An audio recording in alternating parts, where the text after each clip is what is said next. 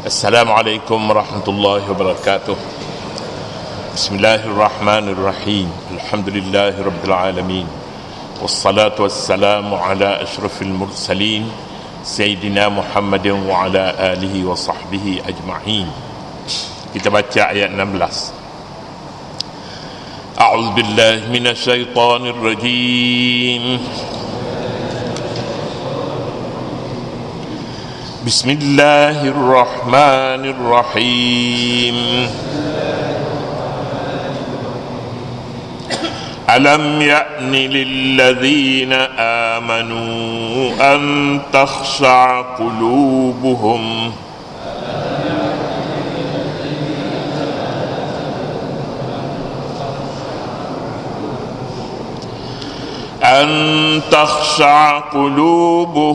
لذكر الله وما نزل من الحق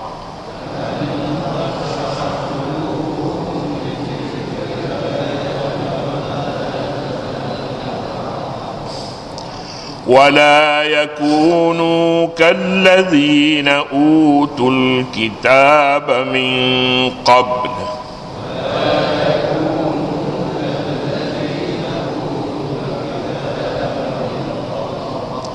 فطال عليهم الأمد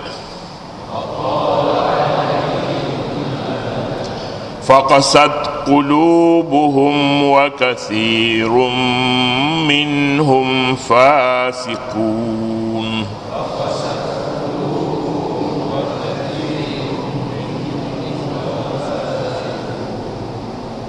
صدق الله العظيم.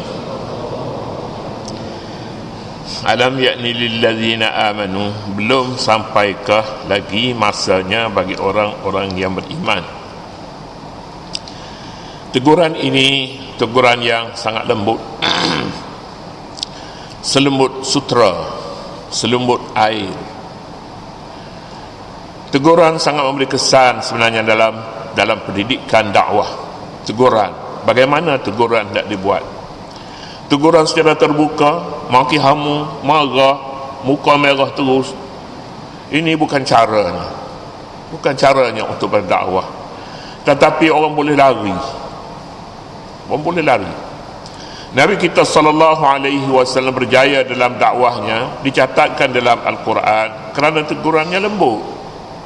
Fabima rahmatin minallahi lintalahu walau kunta fazzan ghalizal qalbi lanfaddu min hawlika fa'fu anhum wa shawirhum fil amri fa idza azamta fatawakkal 'ala Allah. Ini dakwah. Wa bima rahmatin min Allah, maka kerana rahmat Allah pada kamu, lintalahum, engkau berlembut dengan mereka. Siapa mereka itu? Mereka itu manusia yang paling keras sekali hatinya pada zaman ketika itu, kaum Quraisy. Contohnya kita lihat bapa saudaranya waktu nak mati, dia katanya baik aku mati dalam kafir daripada aku mati dalam Islam. Baik aku mati dalam keadaan aku bersatu padu dengan puak-puak Quraisy, aku tidak tinggal mereka. Kalau aku tinggal mereka, aku masuk Islam, kakak nak mati orang kata aku penakut. Orang kata aku penakut, lebih baik aku mati berani daripada mati penakut. Itu Abu Talib meninggal dunia dalam keadaan dia berani dengan Malikul Maut, berani dengan Allah Ta'ala. Berani. Nabi kita SAW, apakah rahsia yang ada di sebaliknya? Lintalahu walau kunta fazzan ghalizal qalbi, kalaulah anda fazzan, keras, ghalizal qalbi, kasar. Fazzan kasar, bahasa juga mesti lembut. Fazzan ghalizal qalbi, keras hati. Lam faddu min haulika, mereka akan lari, tinggal majlismu. Fa'fu anhum, maafkan mereka. Maaf kalau mereka ini tidak begitu sesuai akhlaknya, budi bicaranya, maafkan mereka. Itu rahsia kejayaan. Teguran yang kita dapati di dalam ayat ini, alam ya'ni lilladzina amanu, tak tercuit ke hati. Hati manusia ni kadang-kadang cukup dengan sentuhan halus, tetapi tak cukup, malah boleh membinasakan boleh merosakkan dakwah jika ditegur hingga melukakan hatinya. Dia datang untuk beribadat, barangkali sudah sampai masanya, tetapi yang ditemuinya itu manusia yang keras hatinya, maka dia tidak akan berjaya. Keras. Ataupun kalau tidak keras, kalau tidak pun bahasanya, tetapi juga budi bicaranya keras, bagaimana dia boleh berjaya dalam dakwah? Ini pun saja satu ilmunya boleh dipelajari daripada sunnah Nabi SAW. Satu pengajaran, satu pengajian, nama pengajian Syama'ilur Rasul. Syama'ilur Rasul, budi bicara Nabi. Budi bicara Nabi. Syama'il, kita belajar bagaimana dia tegur orang, bagaimana dia ajak orang, bagaimana dia melayani tetamu, bagaimana dia bercakap, apa bahasa digunakannya. Semuanya ini kita dapati daripada Syama'il. Imam At-Tirmizi menulis sebuah buku namanya Syama'ilul Tirmizi. Syama'il At-Tirmizi, hadis dah juga, sirah lah juga. Alam ya'ni lilladzina amanu, tak tercuit ke hati orang yang beriman, lilladzina amanu an takhsha'a qulubuhum, untuk khusyuk hati mereka li zikrillah. Seorang namanya Al-Fudail ibn Iyad. Al-Fudail ibn Iyad ini lahir di Samarkand. Samarkand ni sekarang ni ialah dulu Samarkand ni sebuah negeri besar, tapi bila dijajah oleh Rusia apa, namanya dikenali pula dengan Uzbekistan. Tapi dulunya dalam kitab-kitab geografi Islam tak ada nama Uzbek, tapi nama Kirmanistan ada, Tirmiz ada namanya, Azerbaijan ada nama. Tapi Uzbek ini nama lebih nama baru. Tapi di dalamnya ada Bukhara, Samarkand dan banyak lagi tempat-tempat. Namanya Abiward dulu, Sarakhs. Ini namanya sudah tidak ada sekarang. Al-Fudail ibn Iyad, seorang yang diperkenal sebagai perampak, penyamun, kaki apa yang kita nak katanya ni, maknanya manusia tidak dikenali sebagai orang baik lah. Tempat dia merompoknya antara Sarakhs dengan Abiward. Ini kawasan dia. Ibu-ibu yang membawa anak kecil, cepat-cepat kata, jangan sampai pada waktu malam hari. Dia kata cepat nanti malam dia kata kita berjumpa dengan Fudail, katanya apa nak jadi tak tahulah. Katanya anak-anak mereka jika nak disuruh tidur, dia kata tidur. Dia kata malam ni Al-Fudail mengamuk, Al-Fudail datang, nanti datang Al-Fudail. Jadi senang mereka suruh anak-anak mereka tidur ataupun diam pada waktu malam kerana takutkan Al-Fudail. Jadi di kalangan budak-budak, di kalangan orang dewasa pun memang terkenal Al-Fudail seorang yang ganas orangnya. Ganas.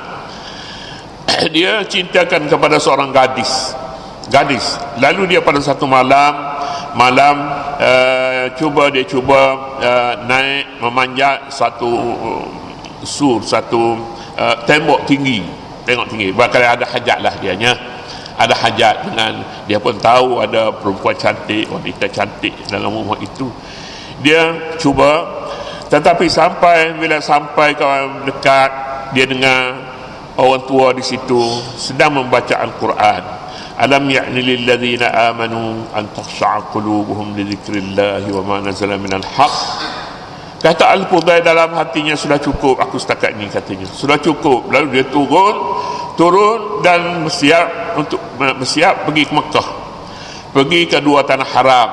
Akhirnya dia menjadi seorang ulama besar, Al-Fudail ibn Iyad, ulama tasawuf besar, kerana dia tukar yang saya sebutnya semalam, istilah pusingan taubat bertaubat.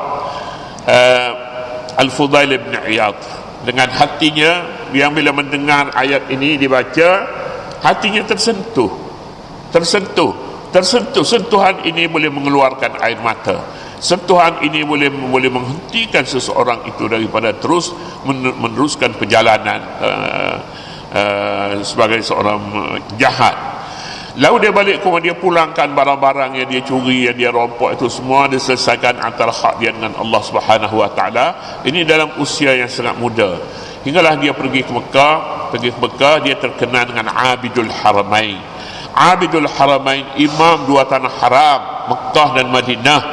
Orang yang belajar tasawuf, dia akan sampai lah sanad dia, kalau betul-betul sanad di sanad tasawuf, dia akan sampailah, dia kalau tidak daripada seluruh jalan pun jalan-jalannya menerusi Al-Fudail bin Iyad.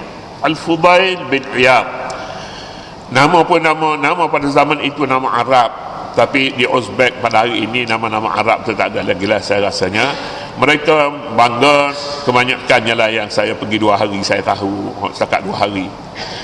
Mereka bangga Islam tapi tidak menghayati lagi Islam, tak menghayati. Yang mereka hayati Assalamualaikum, Assalamualaikum. Tak kira lah budak-budak perempuan muda-muda pun jumpa kita Assalamualaikum, Assalamualaikum. Kalau kita jawab tu maknanya kita confirm dah dia Islam lah, maknanya macam tu. Di masjid tak ada lagi dah. Masjid dia dalam rumah-rumah teres macam tu adalah kalinya. Bukan tak ada sembahyang Jumaat, tapi boleh bilang je lah orangnya. Kalau betul-betul mazhab Syafi'i memang takut tak cukup 40, tak tahu. Masjid yang kecil lah, masjid besar tu lain cerita. Di Uzbek yang saya duduk tu, di satu malam di Samarkand. Pasal besoknya nak pergi kat Imam Bukhari nak tengok. Ramailah pelawak-pelawaknya, tapi pelawak-pelawak itu bukan main nak tengok Islam, tapi nak tengok bagaimana Islam dah runtuh dah selama ini. Dan yang runtuh orang-orang ni dia pergi tengoknya bukan nak tengok Islam, kebangkitan Islam, keruntuhan Islam. Alam ya'ni lilladzina amanu, antara kata-kata yang ditinggal oleh Al-Fudail bin Iyad. Dia kata dalam bahasa Arabnya panjanglah 2-3 baris. Dia kata kalaulah aku harta yang datang kepada aku ini semuanya itu halal, tapi boleh melengahkan aku daripada zikrullah, aku pandangnya katanya najis, aku pandang harta ini najis walaupun halal, seperti kamu elakkan, kamu angkatkan kain kamu daripada najis kerana takut terkena kainmu katanya. Bermakna najis pada benda-benda yang halal pun, kalau perkara yang halal ini boleh menjauhkan diri seorang daripada Allah Subhanahu wa taala. Apalagilah kalau barang itu barang yang haram, itu haram, tidak ada masa, tidak ada tempat sebenarnya untuk mendekati Al-Fudail ibn Iyad. Manusia sebenarnya boleh dilembutkan dengan apa kita sebut tadi, kalamun latif, bahasa yang lembut. Walaupun tafazzan ghalizal qalbi, yang didengar itu suara warga emas yang sedang membaca Al-Quran di waktu pagi, didengar secara mencuri, naik cadangnya nak merompak, nak mencuri, nak bawa pelari. Gadis yang ada tu ada kemungkinan begitulah. Tapi kisah ini pun kita tidak tahu sama ada benar ataupun tidak. Tapi dicatatkan dalam kitab-kitab seperti Siyar A'lamin Nubala, kitab-kitab yang muktamad, yang orang boleh cari kisah-kisah yang seumpama inilah. Mungkin benar, mungkin tidak benar. Kalau tidak benar pun orang buat cerita ini kepada cerita buruk kepada Al-Fudail bin Iyad adalah satu dosa, dan dosa ini akan diadili oleh Allah Subhanahu wa taala. Ramai orang salin berita yang seumpama ini, ramai, dan kitab-kitab pun dia kutip antara manusia yang bertaubat kerana mendengar ayat ini. Disebutnya itulah namanya Al-Fudail bin Iyad. Dalam abad yang kedua Hijrah, dalam abad yang ketiga, 270 dia meninggal, dalam tahun 270 Hijrah. Alam ya'ni lilladzina amanu, tidakkah tercuit hati, tersentuh hati orang yang beriman, an takhsha'a qulubuhum li dzikrillah, untuk khusyuk hati mereka, li dzikrillah, untuk zikir, mengingati Allah Subhanahu wa taala. Takkah hati akan menjawab? Jika perkataan itu sebenarnya sasarannya hati, maka hati akan jawab. Kalau kata-kata itu sasarannya ialah jasad, badan kasar manusia, maka badan kasarnya akan menjawab. Ini sasarannya hati, hati juga akan menjawab. Fudail menjawab, hati menjawab, sudah cukup katanya, sudah cukup. Lalu ditinggal perbuatan itu, bertaubat, dan kisah Al-Fudail bin Iyad sebagai seorang sufi sangat terkenal, tapi dia tidak terkenal sebagai seorang yang jahat, tidak terkenal itu. Alam ya'ni lilladzina amanu an takhsha'a qulubuhum li dzikrillah. Hati yang keras bagaikan bumi yang keras, bumi yang gersang. Hati ada yang lembut, Bumi yang lembut, bumi boleh ditanam pokok-pokok, boleh ditanam sayur, boleh ditanam segala macam. Bila bumi itu basah, ditimpa hujan sampai air boleh disiram. Pokok-pokok memerlukan air sebenarnya untuk hidup. Demikian juga manusia memerlukan hati yang lembut akan hidup orang di sekitarnya, keluarganya, masyarakatnya boleh hidup apabila hati seorang itu lembut. Hati yang keras, hati yang mati. Bumi yang gersang, bumi yang sudah mati. Ini hati yang keras, tidak ada ubat selain daripada iman. I'lamu anna Allah yuhyil arda ba'da mautiha qad bayyana lakumul ayati la'allakum ta'qilun. Ketahuilah bahawa Allah itulah yang berkuasa menghidupkan bumi selepas dia mati. Sesungguhnya kami telah menjelaskan kepada kamu berbagai-bagai ayat la'allakum ta'qilun, supaya kamu faham. Jika kamu faham, dapat memerhatikan bumi, ada yang mati, ada yang hidup, ada yang keras, ada yang lembut, kamu akan dapat dapat mengukur bahawa hati manusia juga begitu, sama dengan bumi. Jika bumi boleh dihidupkan, hati juga boleh dihidupkan. Hati bila keras, dia lebih keras daripada batu. Wa inna minal hijarati lama yashaqqaqu fa yakhruju minhu al-ma'. Tetapi batu boleh dikeluarkan air daripada batu. Tetapi hati manusia bila dia keras, maka lebih keras daripada batu. Wa inna minal hijarati lama yashaqqaqu min i'lamu anna Allah yuhyil arda ba'da mautiha. Ayat bermaksud tasji', maknanya memberansangkan setiap yang hidup akan mati. Akan mati setelah tiba ajalnya. Tak ada siapa yang kekal hidup ini. Hingga kan Nabi Sulaiman alaihissalam juga mati. Sedangkan dia, seluruh makhluk ini adalah rakyat bagi Nabi Sulaiman.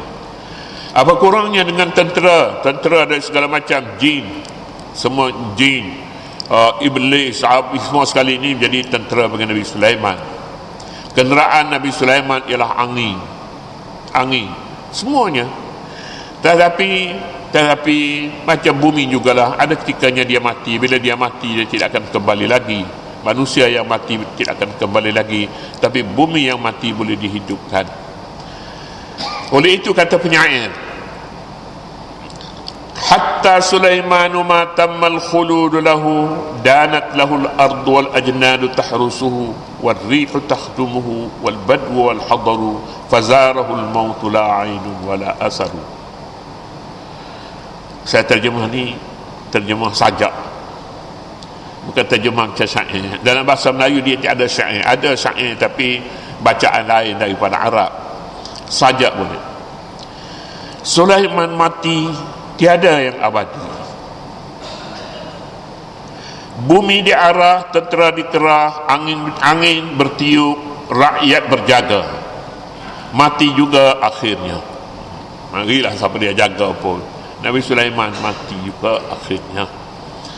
Mati juga akhirnya tu boleh diubah lagi tu. Sebabnya dalam Arabnya tidak macam tu. Arabnya fazarahul mautu la ainun wala atharu. Kena fikir-fikir dulu. Taubat Al-Fudail, habis selesai kita dah sebut tadi rekasnya.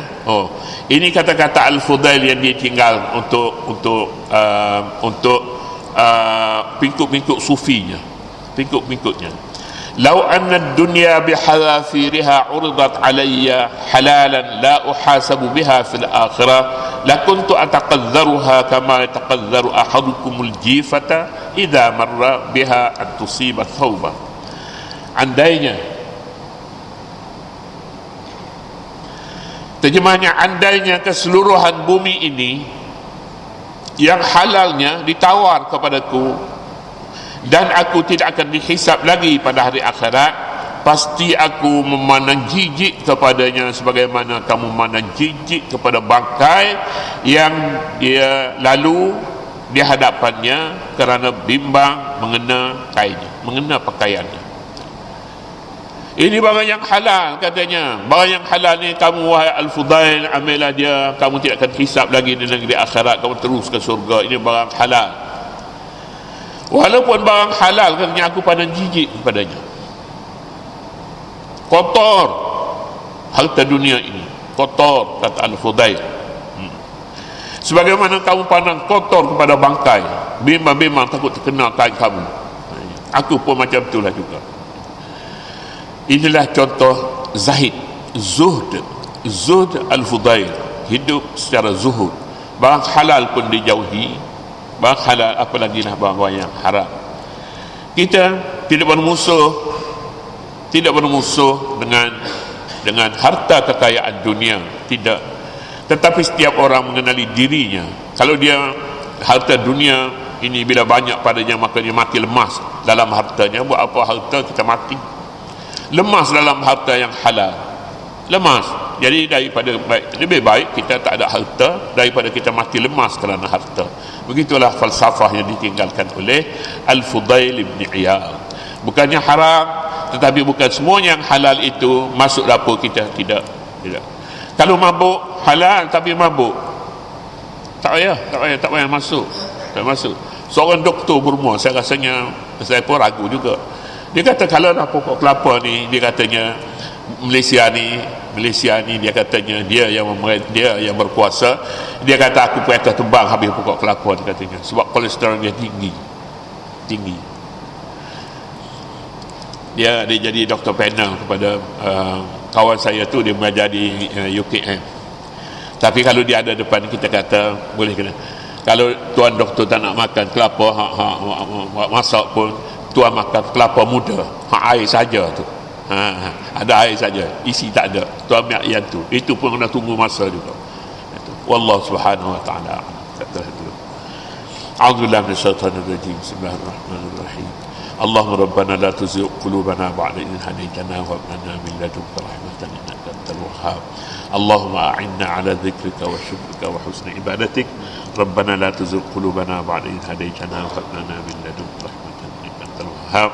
Wa sallallahu ala nabiyyina Muhammadin wa ala alihi wa sahbihi wa sallam. Alhamdulillahirabbil alamin.